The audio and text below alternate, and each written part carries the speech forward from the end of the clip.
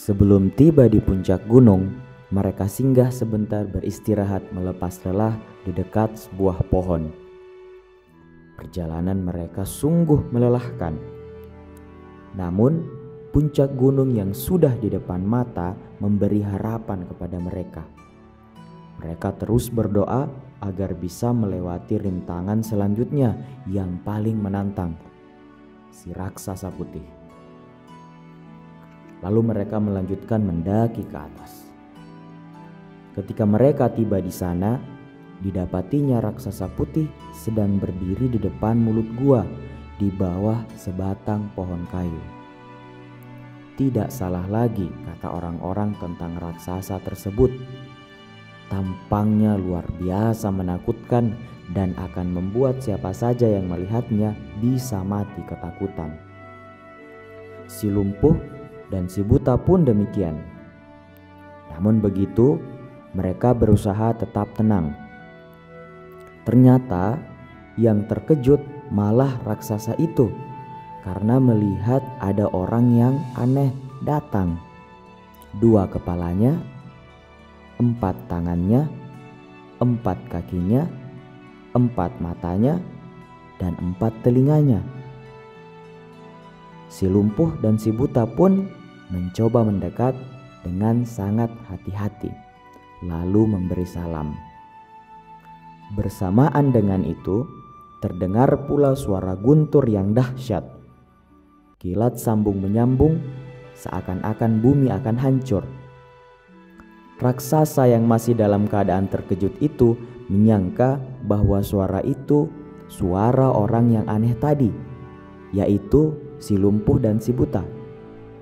Karena terkejut dan ketakutan, ia pun lari tunggang langgang dan akhirnya terjerumus ke dalam jurang yang dalam. Maka bergembiralah si lumpuh dan si buta, lalu bersyukur kepada Tuhan karena mereka telah mendapatkan curahan rahmat guna melangsungkan kehidupannya. Masuklah mereka berdua ke dalam gua. Di dalamnya mereka dapati emas yang banyak dan beraneka ragam. Berkatalah si lumpuh, "Baiklah, kita bawa emas-emas ini semampu yang kita bisa."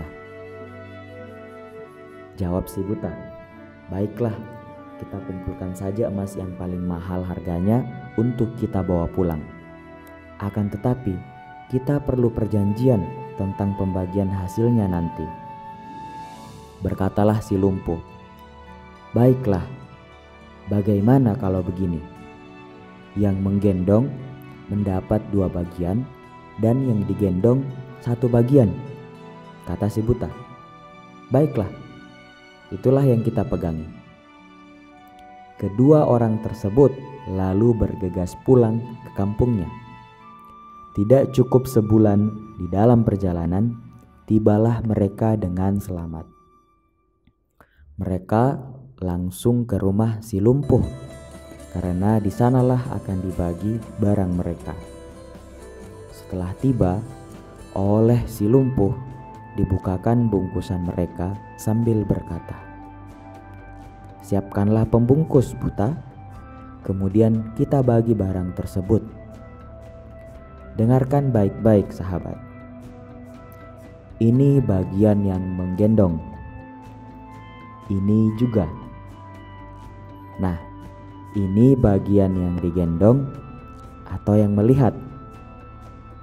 Dan ini bagian yang membagi. Kata si buta, "Hehe, berhenti dulu, sahabat. Saya kira tidak seperti itu perjanjian yang pernah kita sepakati dahulu. Mengapa ada bagiannya yang membagi? Sadarlah, sahabat. Jangan engkau terpengaruh dengan emas itu. Betul mataku buta, tetapi ingatanku terang seperti matahari." Sambil berkata demikian, ditamparnya muka si lumpuh lalu berkata, "Bagilah kembali dengan adil sesuai dengan kesepakatan kita. Kalau engkau berlaku curang, akan kucungkil biji matamu. biar kamu rasakan bagaimana pedihnya kalau kita tidak bisa melihat. Gemetarlah sekujur tubuh si lumpuh karena takut. Kemudian ia minta maaf pada si buta. Ia mengakui kesalahan dan kehilafannya karena ingin mendapatkan lebih. Lalu harta itu dibagi dengan adil sesuai dengan perjanjian yang mereka telah sepakati.